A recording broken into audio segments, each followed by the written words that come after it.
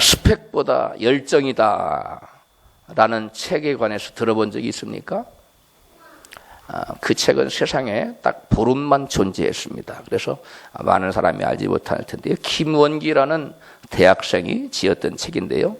그는 실업계 고등학교를 졸업하고 대불대, 좀 처음 들어봤는데 어디 있어요? 대불대에 들어가 입학한 후에 두 번의 편입을 거쳐서 연세대에 입학하게 됩니다. 그 후에 2010년 김원기라는 학생은 실업계 고교에서 꼴찌였던 내가 대학 4학년이 되기도 전에 삼성 SDS에 특채됐다라고 자신을 홍보하고 전국을 돌면서 전국 꼴찌에서 삼성맨까지라는 타이틀을 가지고 그런 주제로 20대 청년들을 대상으로 멘토로 나서서 강연을 다니게 되었습니다. 그리고 2012년 6월에는 스펙보다 열정이다라는 제목의 문제의 자서전을 출간하였습니다. 하지만 그 자서전은 출간 보름 만에 그 내용이 말짱 다 거짓말인 것으로 드러났습니다. 삼성 SDS가 우리 회사에 그런 사람이 입사한 적이 없다라고 출판사에 강력 항의를 했기 때문에 드러났는데요. 출판사는 그 책을 전량 회수했습니다. 그리고 김원기라는 학생에게 그 출판 비용 2천만 원을 물어내게 했어요. 그래서 그 학생은 2천만 원을 배상을 했어요. 그뿐만 아니라 그는 자기 이력에 연세대 MBA, 경영학 석사죠. 연세대 MBA 경영학 석사 과정을 졸업한 것으로 기재하고 얘기하고 다녔어요. 거짓으로 사람들을 속였습니다. 그것이 드러나가지고 연세대는 그의 말도 안 되는 거짓말에다가 사회에 누를 끼친 것을 저기해서 학사 경고를 3회 누적 학사 경고를 줘서 김원규 학생을 대학교에서 어떻게 했을까요? 제적 처리하고 말았습니다. 그 두 번에 걸쳐서 그 각고의 노력 끝에 그 연세대를 어렵게 들어갔는데 그는 자기 스스로 무덤을 파서 자기 인생을 파멸의 길로 몰아넣었는데요. 왜 당신이 그런 일을 했습니까? 라고 조선일보가 그와 통화를 시도했는데 그는 조선일보와의 통화에서 이렇게 대답했습니다. 내가 성공하기 위해서 거짓말을 했습니다. 그의 성공에 대한 갈망이 그로 하여금 말도 안 되는 거짓말을 하게 하여 스스로를 몰락시키고 만 것입니다. 김원기 학생에게 성공이란 바로 그의 우상이었던 것입니다. 그는 자신의 마음속에 성공이라는 우상을 만들고 성공이라는 우상에게 절하고 그 우상을 섬긴 사람이었습니다. 그는 성공을 사모하고 성공을 갈망하고 성공을 우상으로 섬기다가 결국은 부패한 인생이 되고 말았어요. 그리하여 그는 자신의 인생을 가까스로 뭔가 좀 이루는가 싶었는데 결국은 모든 것을 물거품으로 만들고 패망의 길로 스스로를 몰아넣고 말았습니다. 오늘날 수많은 사람들이 이 청년처럼 우상을 섬기며 살아가고 있는데 그 이유가 무엇일까요? 오늘 성경 본문은 그 이유를 다음과 같이 증거하고 있습니다. 출애굽기 32장 7절입니다. 같이 읽습니다. 여호와께서 모세에게 이르시되 너는 내려가라. 내가 애굽 땅에서 인도하여 낸 내 백성이 부패하였도다. 그들이 내가 그들에게 명한 길을 속히 떠나 자기를 위하여 송아지를 부어 만들고 그것을 숭배하며 그것을 희생하여 드리며 말하기를 이스라엘아 이는 너희를 애굽 땅에서 인도하여 낸 너의 신이라 하였도다. 아멘. 여기 성경 본문에 보니까 이스라엘 백성들이 우상을 만들고 그 우상에 절하고 우상을 숭배하게 된 원인이 이유가 뭐라고 말씀하고 있습니까?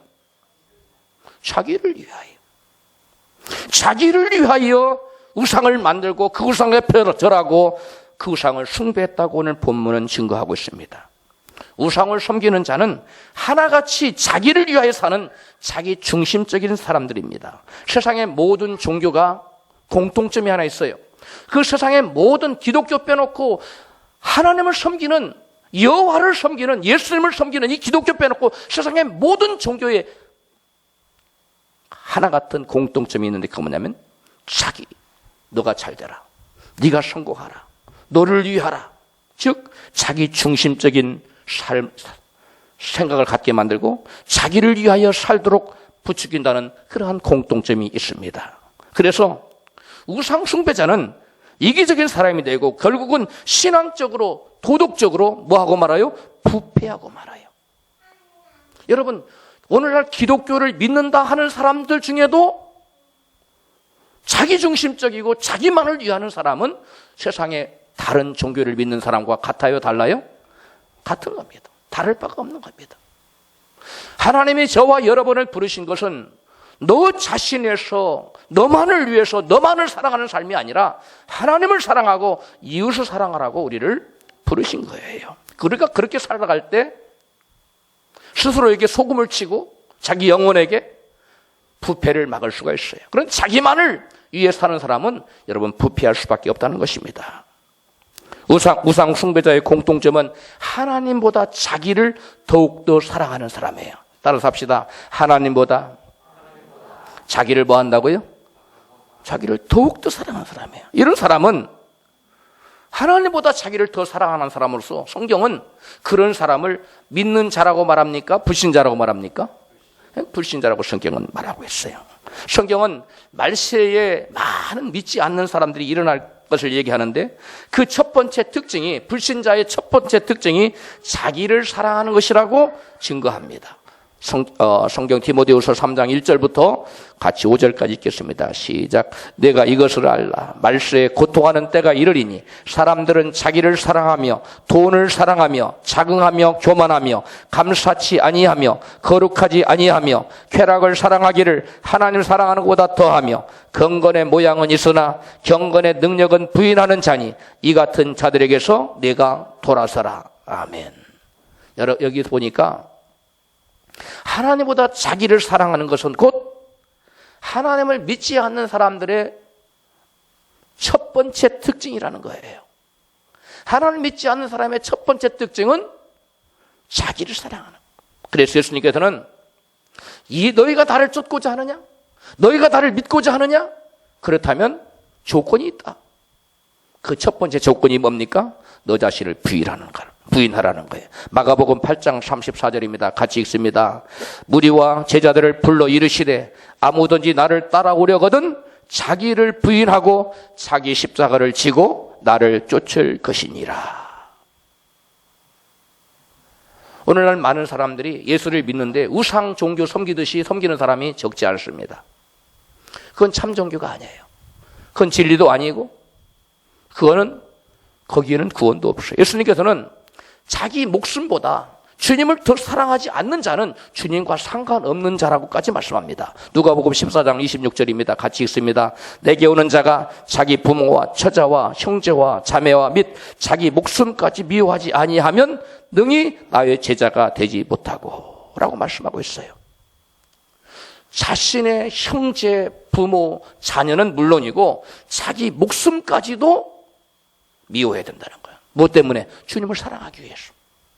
이것이 신앙인의 전제라는 거예요. 신앙의 전제라는 거예요. 자기를 부인하지 않고는 믿음의 첫걸음도 뗄 수 없다는 거예요. 그래서 저와 여러분 모두 다 주님을 쫓기 위해서 나 자신을 부인하는 저와 여러분 되시기를 주님 축복합니다. 하나님보다 자기를 사랑하는 사람은 결국 자기만을 생각하기 때문에 그 마음속에 탐심이 일어날 수밖에 없어요. 성경은 탐심은 우상 숭배라고 말씀합니다. 골로새서 3장 5절 그러므로 땅에 있는 지체를 죽이라. 곧 음란과 부정과 사욕과 악한 정욕과 탐심이니 탐심은 우상 숭배니라. 성경은 자기를 하나님보다 더 사랑하는 것이 우상 숭배의 시발점이라는 것을 분명히 밝히고 있어요. 우상 숭배의 시발점이 뭐라고요? 자기를 사랑하는 것. 누구보다? 하나님보다 더 사랑하는 것. 우리가 자기를 사랑해야 돼요. 그러나 하나님보다 더 사랑해서는 안 된다는 것입니다. 우리가 그러나 하나님보다 자기를 더 사랑하지 않는 사람들은, 즉 나의 목숨보다도 하나님을 더 사랑하는 사람은 결코 우상 숭배에 빠질까요? 빠지지 않을까요? 그런 사람들은 결단코 우상 숭배에 빠지지 않습니다. 성경에 대표적인 인물들이 있습니다. 자기들의 목숨까지도 미워함으로 우상에게 결코 절하지 않는 사람 여러분 잘 알지요? 다니엘의 세 친구 사드락과 메삭과 아벳느고입니다. 성경 다니엘서 3장 14절부터 같이 읽어보겠어요. 시작. 사드락 메삭 아벳느고야, 너희가 내 신을 섬기지 아니하며 내가 세운 금신상에게 절하지 아니하니 짐짓 그리하였느냐? 이제라도 내가 만든 신상 앞에 엎드려 절하면 좋거니와 너희가 만일 절하지 아니하면 즉시 너희를 극렬히 타는 풀무 가운데 던져넣을 것이니 능히 너희를 내 손에서 건져낼 신이 어떤 신이겠느냐? 사드락과 메삭과 아벳느고가 대답하여 가로되 느부갓네살이여, 우리가 이 일에 대하여 왕에게 대답할 필요가 없나이다.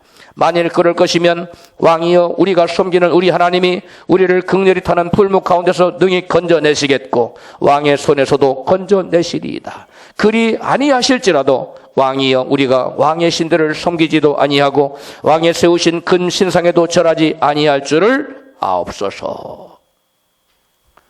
왕이 높은 금신상을 만들어 놓고 만조백관을 불러놓고 그 신상 앞에 절하라고 했습니다.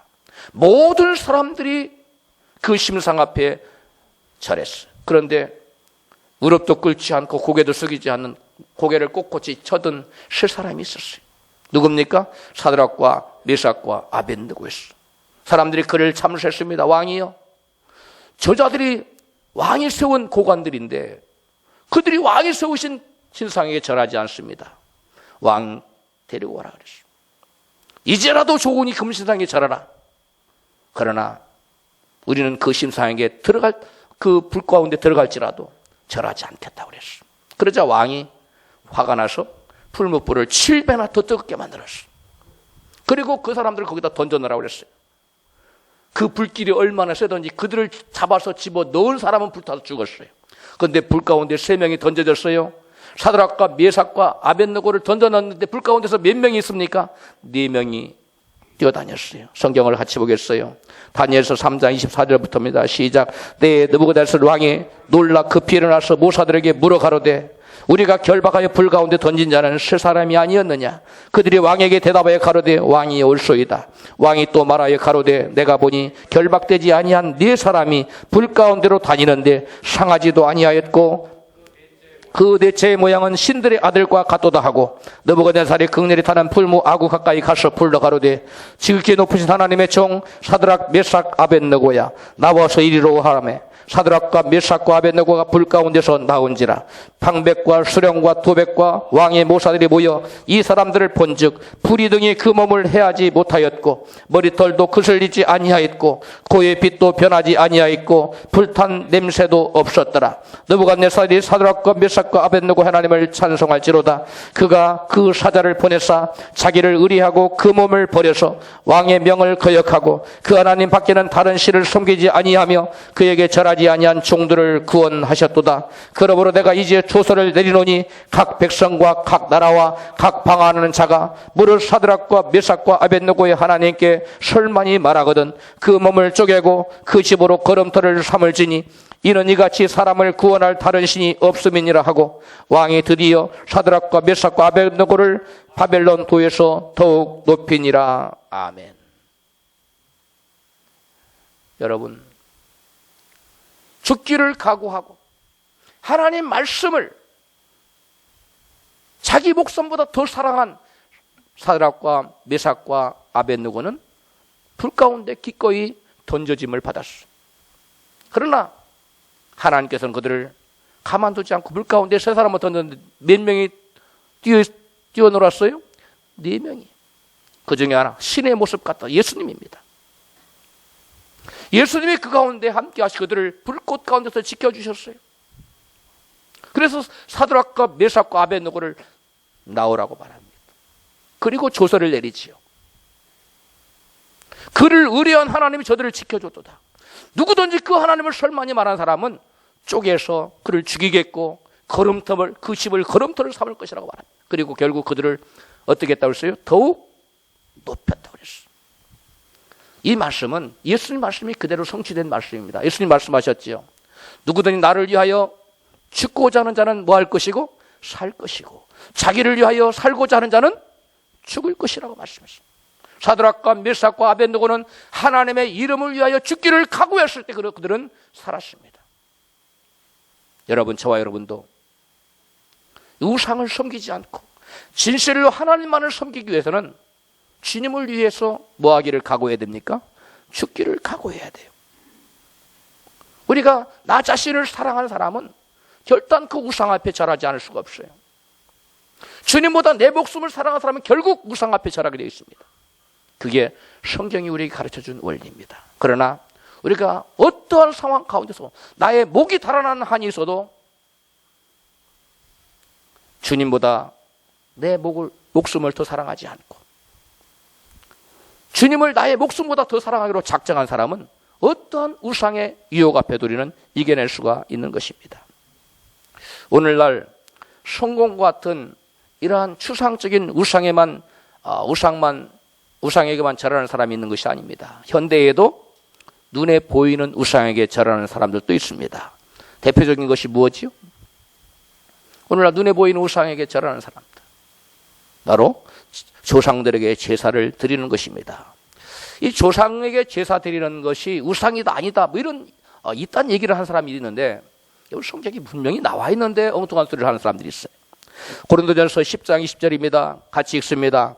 대저 이방인의 제사하는 것은 귀신에게 하는 것이요 하나님께 제사하는 것이 아니니 나는 너희가 귀신과 교제하는 자 되기를 원치 아니하노라. 이방인의 제사하는 것, 유대인들이 하나님께 제사 드리는 거 말고 이방인들이 제사 드리는 것, 이 모든 것들은 누구에게 하는 거예요? 귀신들에게 제사 드리는 것이라는 말씀. 이건 하나님께 제사 드리는 것이 아니라고 분명히 말씀하고 있어요. 21절입니다.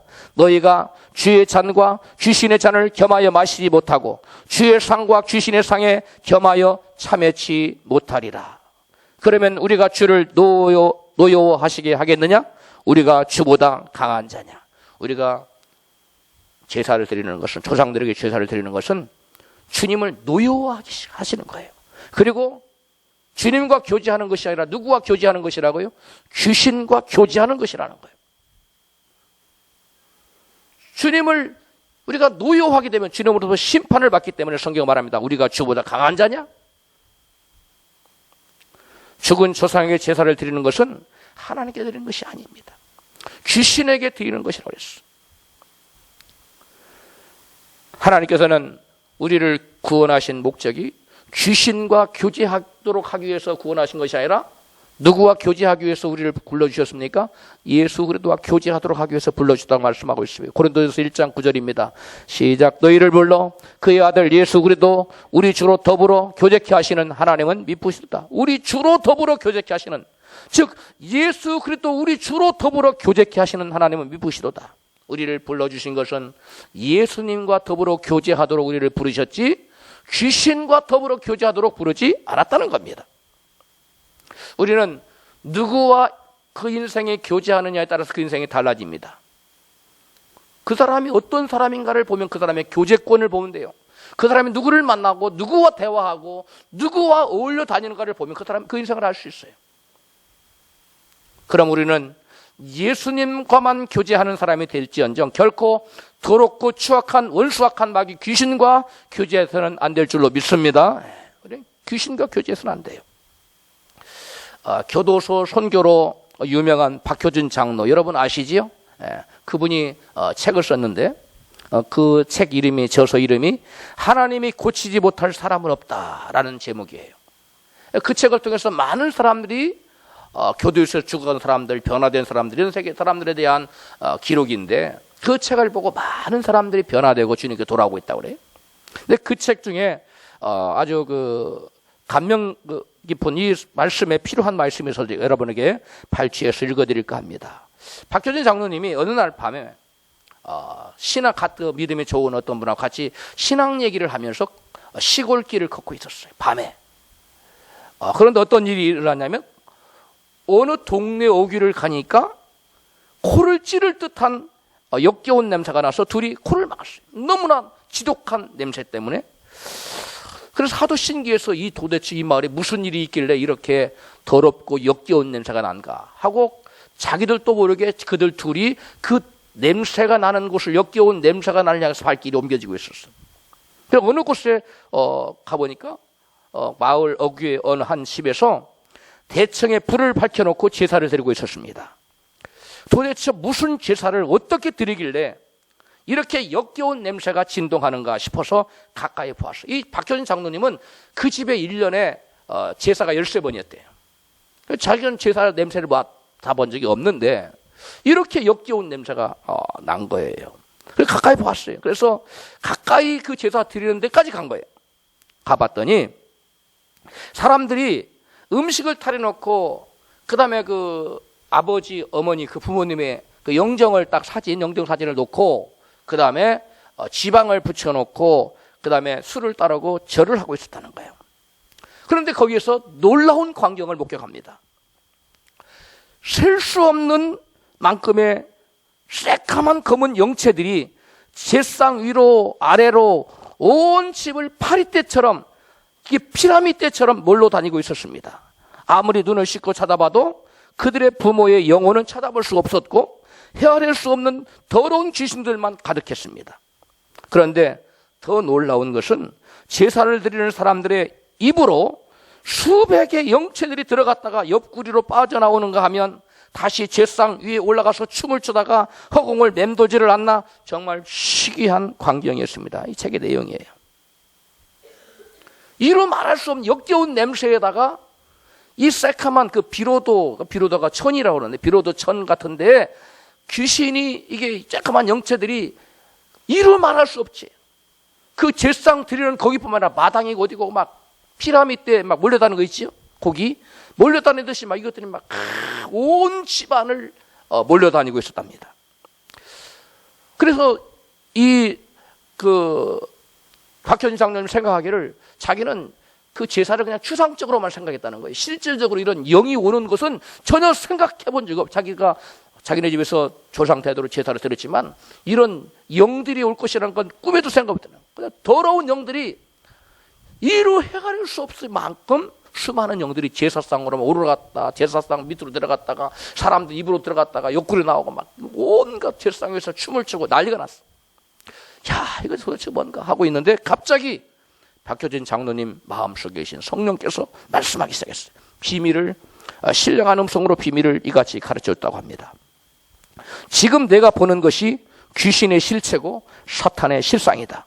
인간의 영은 육신을 떠나면 하나님 나라에 임하는 그날까지는 임으로 이 세상을 들락거릴 수 없다. 사람은 죽는 순간 심판을 받아 음부 지옥 아니면 낙원 천국으로 들어가 있을 뿐이다. 사람들이 제삿날에 조상의 영이 돌아오는 것이 아니라 더럽고 추한 귀신들이 인간의 몸과 영혼을 더럽히는 것이다. 그러므로 하나님께 제사하는 것 외에 그 어떤 제사도 인간의 몸과 영혼을 더럽히는 사탄의 놀이터요 유의임을 알아라. 제사를 지내는 것이 뭐 하는 거라고요? 그런데 여기서 이분들이 봤는데 그분들의 조상 부모나 영정 사진만 있지 부모나 부모님의 영혼이 있다고요 없다고요? 거기 전혀 아무리 눈 씻고 봐도 없는 거예요. 더러운 귀신만 박을 내는 거예요. 그러므로 우리는 제사를 드려야 되겠습니까? 드리지 말아야 되겠습니까? 제사 드리지 말아야 돼요.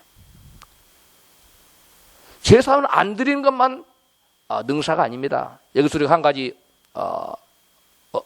깨달아야 될 점은 자기는 절하지 않고 제사에 동참은 하지 않는다 할지라도 가급적이면 제사 드리는 곳에 가야 되겠어요? 가지 말아야 되겠어요?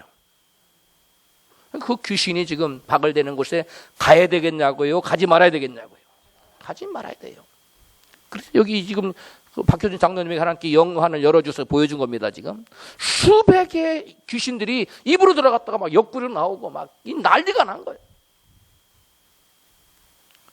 제사를 드리지 않고 제사상에 내가 절하지 않더라도 내가 그 제사 드리는 그곳에 가면 더러운 영이 내게 들어올 수가 있기 때문에 가급적이면 제사 드리는 게 가지 않는 게 가장 좋은 거예요. 만약에 갔다 하더라도 가급적이면 빨리 돌아오는 것이 좋습니다. 불가불한다면. 또 우리가 또 제사상 언제 차리죠? 어디에서 제사만 차리는 것이 아니라 또 사람이 죽으면 불신 가정에서는 뭘 차립니까? 상갓집에서 제사상 차려놔요. 향을 피우고 뭐 이렇게 합니다. 여러분, 그때 우리가 조심해야 돼요. 자칫하면 우리는 그 우상 숭배에 동참하는 사람이 될 수가 있다는 거예요. 여러분, 그 지금 죽은 사람이 영정을 모셔놓고 향을 피우고, 뭐 어떤 집에는 음식까지 차리고, 어떤 집은 음식을 안 차려놓고 뭐예요? 향만 피우는 데도 있고, 여러 가지 불신 가정에서. 여러분, 죽은 사람을 위해서 기도해야 됩니까? 안 해야 됩니까? 대답을 안 해요. 죽은 사람을 위해서 그 사람들의 명복을 빌어야 돼요? 말아야 돼요? 그건 세상 사람들이 하는 거예요. 우리가 그들의 영혼을 어떻게 할 수 없어요. 아까 분명히 말씀했듯이 사람이 한번 죽으면 하나님의 심판이 있다고 말씀. 낙원 천국으로 가든지 음부 지옥으로 떨어지는 둘 중에 한 곳에 딱 가 끝나요. 다시 못 와요. 그래서 여러분, 죽을 사람의 영혼을 위해서 우리가 기도할 필요가 있어요, 없어요? 안 돼요. 그거는 죄를 짓는 거예요. 그거 하나님의 영역이에요. 죽을 사람들의 영혼은 누가 관리한다? 하나님만이 하실 수 있는 거예요. 그 누구도 죽은 사람에 대해서 말할. 그럼 우리가 누구를 위해서 기도할 수 있어요? 유족들을 위해서는 기도할 수 있어요. 그러면 불신자들의 그 초상집에 가서, 상가집에 가서 향을 피우면 될까요, 안 될까요? 향을 피우면 안 됩니다. 그리고 죽은 사람들의 영혼을 위해서 명복을 비는 기도도 해서는 안 됩니다. 그러나 상주들하고 인사는 할 수 있어요. 상주들하고 인사를 하는 것은 괜찮습니다. 그러나 분향을 하지 마십시오. 그리고 그런 데 가면 여러분, 지금 제사를 지내는 그 장소에는 뭐가 지금 바글바글하다? 귀신들이 바글바글하기 때문에 그 불신자 상가집에서는 가능한 한 빨리 오십시오. 안 갈 수 없이 갔다면 가서 오래 지체하지 말고, 가능한 한 밥도 먹지 말고 가능한 한 빨리 돌아오는 게 좋아요. 그 다음에 여러분, 우리가 담배를 꼭 피워야만 그 흡연에 그 해를 입습니까? 지나가는 사람 옆에, 담배 피우는 옆에 오래 앉아있으면 뭘 당해요? 간접 흡연에 폐해를 당합니다. 여러분, 우상숭배도 그렇습니다. 똑같은 원리입니다. 여러분, 담배 피우는 사람 옆에 있으면 간접 흡연을 통해서 직접 흡연을 하는 사람한테는 못하지만 폐해를 입어요. 그런데 거기에 비교할 수 없을 만큼 담배 피우는 것 조금만큼 폐해가 아주 약해요. 그러나 우상숭배는, 간접 우상숭배도 엄청난 폐해가 있다는 사실을 여러분 아셔야 됩니다. 왜? 간접적인 우상숭배도 하나님은 똑같이 우상숭배죄로 취급을 하기 때문에 그래요. 대표적인 것이 여러분, 이방신전에 가서 절 같은데 뭐 어떤 종교에 뭐 참관한다고, 여러분 그런데 가급적이면 안 가는 게 좋아요. 그런데 절에를 갔다고 쳐요. 관광지에다 가다 보니까 뭐 불국사가 하나 꼈다고 해요. 그럼 불국사에 갔으면 여러분 이렇게 경례만 왔다 갔다 하세요. 사람들은 또 거기 뭐 부처가 어떻게 생겼는지 본다고 또 뭐 신발 벗고 또 다 들어가. 신발 신고 들어갈 수 없잖아요. 다들 신발 신고 벗고 올라오라니까. 신발 벗고 들어가는 순간 여러분 우상에 절하는 결과입니다. 신발을 벗는 행위는 어떤 행위냐면 예배 행위예요. 따라서 하세요. 신발을 벗는 행위는 무슨 행위라고요? 이건 예배 행위예요. 성경에 나와 있습니다. 출애굽기 3장 5절.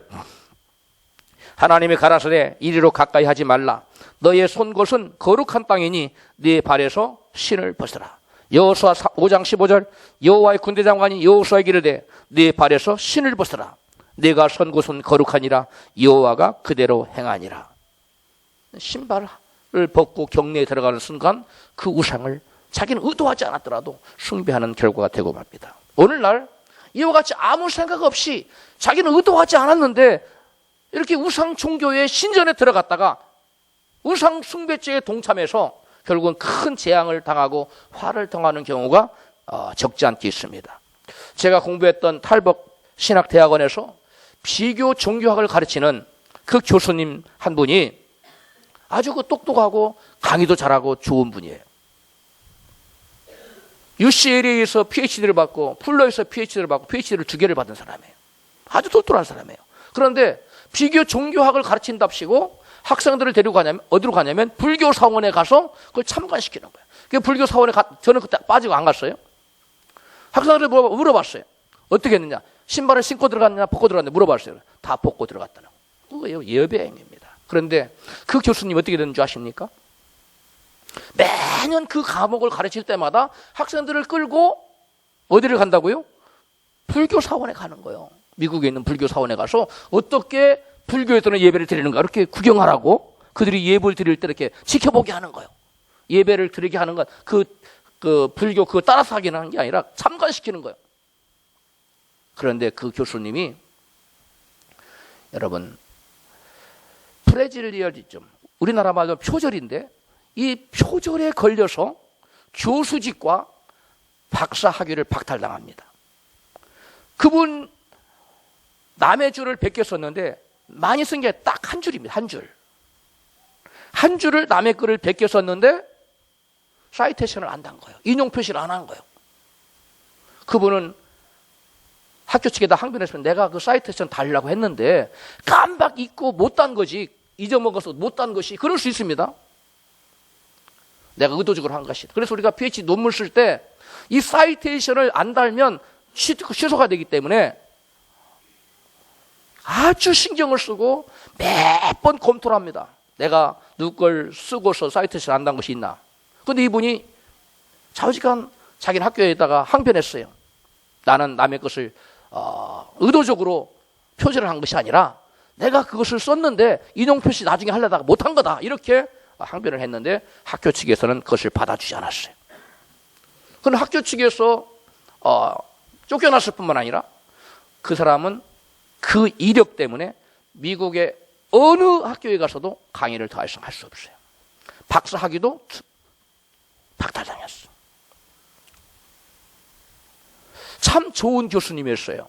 특히 이 아시안종, 이 사람들에게 굉장히 그 자비를 베풀고 굉장히 인정을 베풀어 준 사람이라 한국 학생들이 굉장히 안타까워했어요. 저도 안타까운 마음에 그분을 위해 기도했어요. 하나님, 도대체 그렇게 좋은 분이 왜 저렇게 나가 떨어졌습니까? 하고 제가 간절히 기도를 한 거, 제 마음속에 떠오른 게 뭐냐면 바로 불교, 중국 불교 사원에 가서 학생들을 참관시키는 것, 그것이 마음에 떠올랐어요. 바로 학생들을 계속 죄짓게 하는 우상숭배에 동참시키는 그 일 때문에 하나님이 그에게 진노하셨구나라는 걸 깨달았습니다. 여러분, 그분은 자기 자신이 왜 그런 화가 닥치고 그러한 재앙이 닥쳤는지 아마 지금도 모를 수도 있어요. 그걸 알았더라면 학생들을 아예 처음부터 데려갔겠어요? 안 데려갔겠어요? 안 데려갔지요. 그래서 저와 여러분들은 이 다른 종교의 신전에 들어가는 것, 발을 벗고 들어가는 것, 특히 여행을 자주 다니시는 분들은 아주 극도로 조심하셔야 됩니다. 하나님께서 우상숭배를 금하신 또 다른 이유는 우상숭배가 귀신과 접촉점을 제공하기 때문이에요. 따라합시다. 우상숭배는 귀신과의 접촉점을 제공한다. 우리가 우상을 숭배하면 우상을 매개로 하여 귀신들이 그 사람들에게 들어와서 여러 가지 일을 벌릴 수가 있어요. 그래서 성경은 우상과 관련된 그 어떤 것조차도, 우상과 관련이 있던 뭐 집기라든가 그 어떤 것들라도 취하거나 집에 가지고 오거나 몸에 지니고 다니면 절대 안 된다는 거예요. 성경 신명기서 7장 25절, 여러분 이 말씀을 꼭 명심하시기 바랍니다. 같이 읽습니다. 너는 그들의 조각한 신상들을 불사르고 그것에 입힌 은이나 금을 탐내지 말며 취하지 말라. 두렵건대 내가 그것을 인하여 올무에 들까 하노니 이는 내 하나님 여호와의 가증이 여기시는 것임이니라. 너는 우상과 관련된 가증한 것을 내 집에 들이지 말라. 너도 그와 같이 진멸당할 것이 될까 하노라. 이게 저기 성경에서는 함께 망할 것이다 라고 되어 있어요. 세번역 성경에서는 너는 그것을 극기거리며 심히 미워하라. 그것은 진멸당할 것임이니라. 아멘. 우상 숭배와 관련이 있던 어떤 물건도, 그것이 심지어 뭐일지라도 은부치, 금부치, 여러분 우상에게 입혔던 금부치가 많겠어요, 적겠어요? 돈으로 따지면 엄청나지요. 그것도 탐내지 말고 그거 가져오지 말고 취하지 말자는 거예요. 야, 이거 누가 금을 버리고 나갔네? 그거 취하지 말자는 거예요. 그것을 금부치를 할지라도 집에 들이거나 절대로 취하지 말라고 하셨어요. 왜 그렇습니까? 그것을 취하는 순간 그것에 붙어있던 더러운 것들이 나에게 또는 우리 집에 들어와서 하나님이 그것을 진멸할 때 같이 망한다는 거예요. 그러므로 우리는 그것들을 절대로 취해서는 안 되는 것입니다. 아프리카 선교사의 간증입니다. 의사로서 선교사가 되어서 아프리카에 가서 병원을 세워서 수많은 흑인들을 치료하며 사역을 하던 중에 아내가 병이 들었습니다. 그런데 도무지 무슨 병인지 알 수가 없었어요. 미국으로 다시 돌아와서 큰 병원을 다 돌아다니면서 진료를 받아봤으나 병명이 나타나지 않았습니다. 아내는 점점 병이 악화되고 생명이 꺼져가고 있었어요. 그런데 아내가 내가 어차피 죽을 바에는 내가 선교사인데 다시 선교지에 가서 선교하며 사명 감당하다가 죽겠다. 이렇게 하면서 선교지로 돌아왔어요. 그때 선교지로 돌아와서 선교지에 있는 한 영적으로 깊은 신령한 사람을 만나게 됐습니다. 그분이 선교사 부인의 손에 있는 이 팔찌를 이 형형색색으로 줄로 꼰 이 팔찌를 유심히 보더니 그게 어디서 났냐고 물었습니다. 선교지 마을에 살고 있던 극렬한 우상 숭배자인 마술사가 준 장신구였습니다. 선교지 마을에 살고 있는 이 우상 숭배자인 마술사는 예수 믿는 사람들을 아주 극도로 미워하고 싫어했습니다. 그래서 예수 믿는 사람들에게 재앙이 임하라고 예수 믿는 사람들에게 선물이라는 명목으로 그것을 주었는데 그것을 고맙게 생각하고 팔에다 끼고 다녔던 거예요. 그분은 선교사 부부에게 그것을 당장 뽑아내라고 가르쳤어요. 그게 바로 병의 원인이라고 가르쳤어요. 그래서 그 선교사 부인은 그 팔목에 메고 있던 그 실로 꼰 형형색색으로 아름답게 보이는 그 팔찌를 꺼내가지고 자른 다음에 내다 버렸어요. 그리고 나서 선교사 아내는 거짓말처럼 병이 깨끗이 낫고 말았습니다. 여러분, 이와 같이 우상과 관련된 그 어떤 것도 몸에 지니거나 가정에 지니고 있으면 여러분 거기에는 재앙이 만다는 거예요. 그러면 몰랐을 때도 우상과 접촉된 것, 우상과 관련이 있던 우상에 제물로 드려졌던 거나 우상에게 바쳐졌던 거 이런 것들은 다 우상을 숭배하는 데 쓰여졌던 물건이라 이런 거 다 재앙의 대상이 돼요. 우상의 제물을 먹으면 될까요? 안 될까요?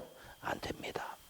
거기도 역시 다 귀신들이 온갖 귀신들이 그 영적으로 그 15년 동안 그 무당을 역할을 하던 분이 그러는데 그 사람들이 보이는 거예요. 귀신이 제물에다가 막 온갖 오물들을 다 싸놓고 간대요. 무당이 한 얘기예요. 그 사람들 그걸 먹으면 되겠어요? 온갖 귀신이 다 들어오는 거예요. 예.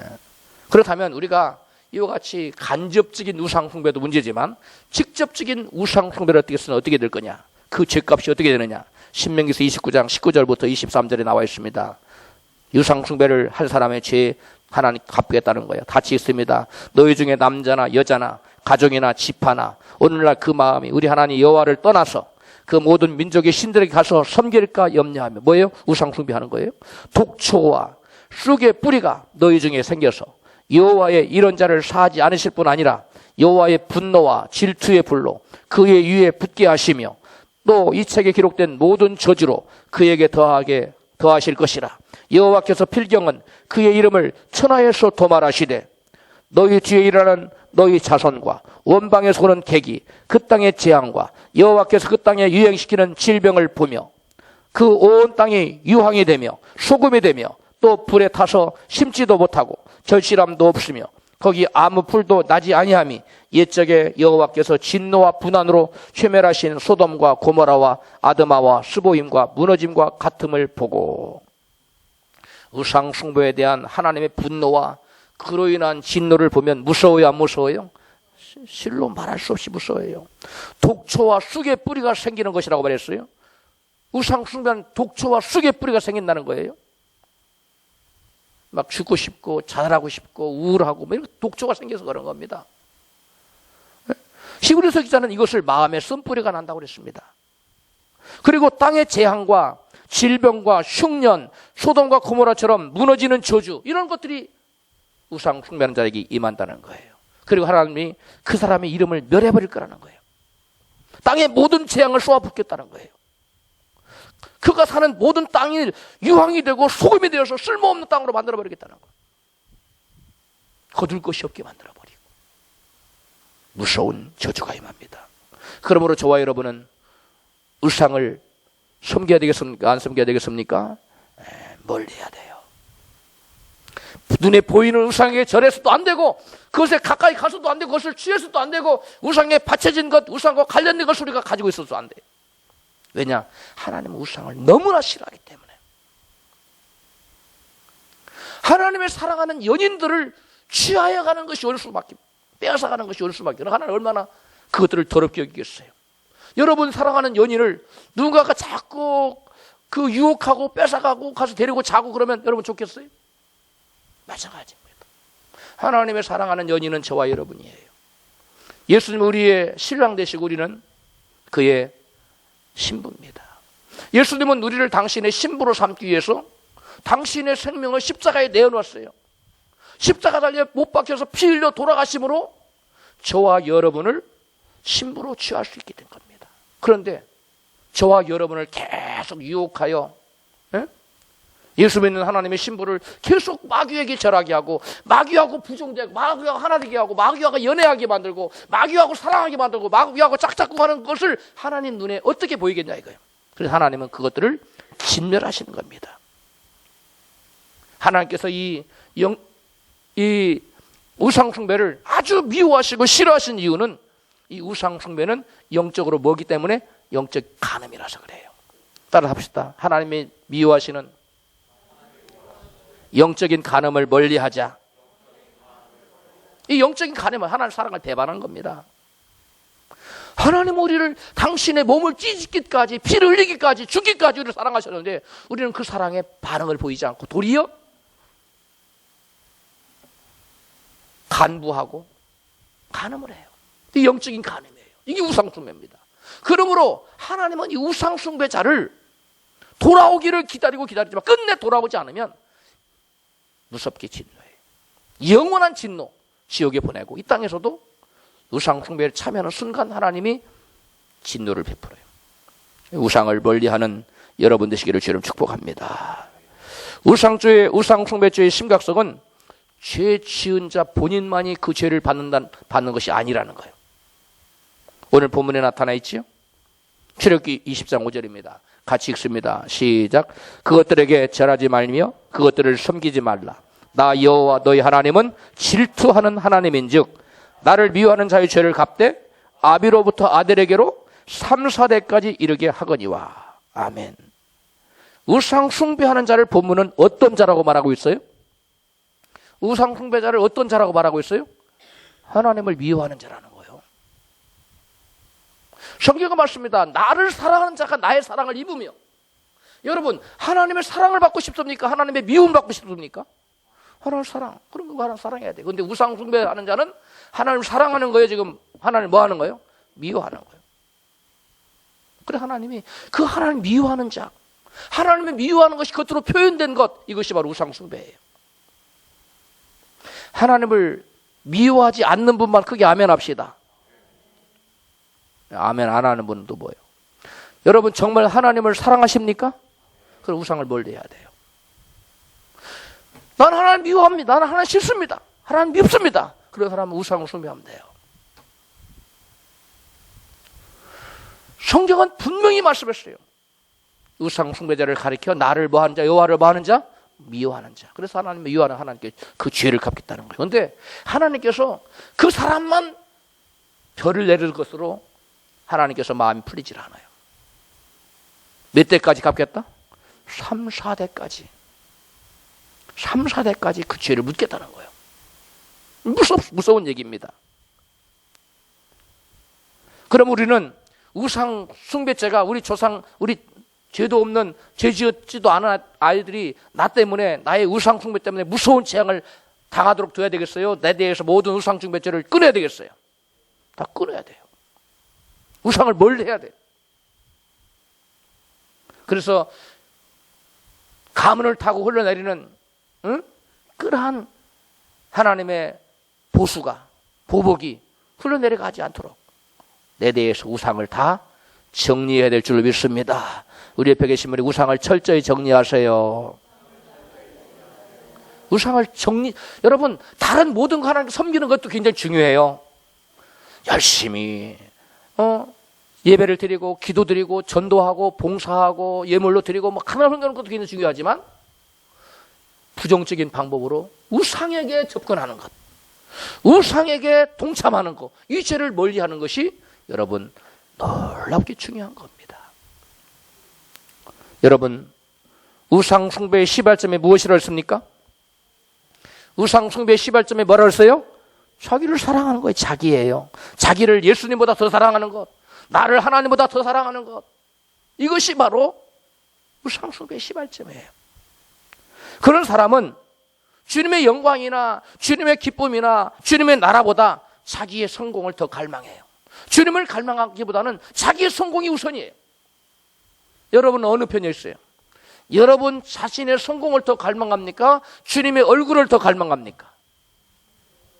할렐루야. 주님의 얼굴을 더 갈망하는 사람이 참된 신앙인입니다. 할렐루야. 그러나 주님의 얼굴을 구하지 않고 자기의 성공과 자기가 잘 되는 것만, 자녀가 잘 되는 이런 것만 구하는 사람은 여러분 우상이 탐욕이 마음에 싹 든 거예요. 우상 숭배가 시작되는 거예요. 거기서부터. 결국은 자기의 성공을 자기 애가 넘쳐나서 자기의 성공을 더 주님의 영광이나 주님의 나라나 주님의 이름을 위하는 것보다 그것을 더 갈망하는 사람은, 자기 성공을 더 갈망하는 사람은 결국 성공을 탐하게 돼 있어요. 그래서 세상을 탐하는 우상 숭배자가 되는 것입니다. 그래서 성경은 탐심은 곧 뭐라고 그랬어요? 우상 숭배다 그랬어요.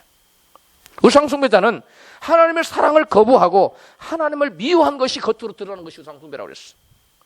우상 숭배가 뭐라고요? 하나님의 사랑을 거부하고 하나님을 뭐하는 것이? 미워하는 것이 겉으로 드러난 행동으로 드러난 것이 우상 숭배예요. 우상 숭배에 동참하는 것까지 다 나는 극히 싫어해요.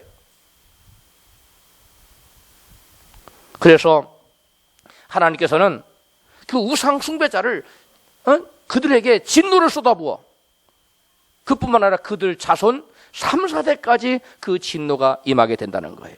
우상 숭배자는 하나님을 사랑을 배반한 자예요. 대신 마귀를 사랑하는 영적 간음을 하는 자입니다. 그래서 하나님의 무서운 진노를 피할 수가 없게 되는 것입니다. 오늘날 우리는 돈, 인기, 쾌락, 성공 등의 우상을 함께 섬기자는 세상의 유혹을 우리가 끝없이 받고 살아가고 있습니다. 이런 상황에서 우리 신앙인들은 다니엘의 세 친구처럼 세 친구가 가졌던 자기 목숨을 버릴지언정 우상에게 절하지 않겠다는 그런 각오가 없이는 세상의 유혹을, 우상을 섬기자는 세상의 유혹을 뿌리칠 수가 없어요. 제가 지난주에 지난주에 금요일날 제가 기도원을 가봤더니 평상시에는 뒤에 자리가 없을 정도로 가득 찼어요. 근데 가보니까 사람들이 앞에 몇 명 앉아있어요. 몇 명. 도대체 어떻게 된 건가? 가만히 봤더니 뭐가 끝났어요? 뭐가 끝났어요? 학력고사가 끝난 거예요. 자녀들 시험 기간에는 기도하는, 그거 끝나니까 그냥 땡. 물론 자녀들 시험 공부 위해서 기도하지 말라는 거 아닙니다. 그것도 안 하는 것보다는 훨씬 낫지만 너무 거기에만 집착하는 것처럼 보여서 마음이 제가 쓸쓸했어요. 주님은 마음은 어떠실까라고 한번 생각해 봤어요. 내가 잘 되는 것, 우리 자녀가 잘 되는 것 좋습니다. 다 잘 돼야 됩니다. 그러나 그것이 하나님의 영광보다 앞서서는 돼야 한대요? 안 됩니다. 주님의 이름보다 높아져서는 안 돼요. 우리는 먼저 구할 것과 나중 구할 것이 있어요. 그러므로 우리는 다니엘의 세 친구처럼 자기 목숨보다 주님을 더 사랑하는 자가 되어서 우상을 극복하는 저와 여러분 되기를 주 이름으로 축복합니다. 우리 말씀을 생각하면서 기도해요. 내가 우상을 숭배했던 모든 죄를 하나님 불쌍히 여겨주시고 사해달라고 기도하고 결단하는 기도를 합시다. 이제 이후로 어떠한 우상과도 멀리하는 구별된 삶을 살도록 도와달라고 기도합니다. 기도하겠습니다.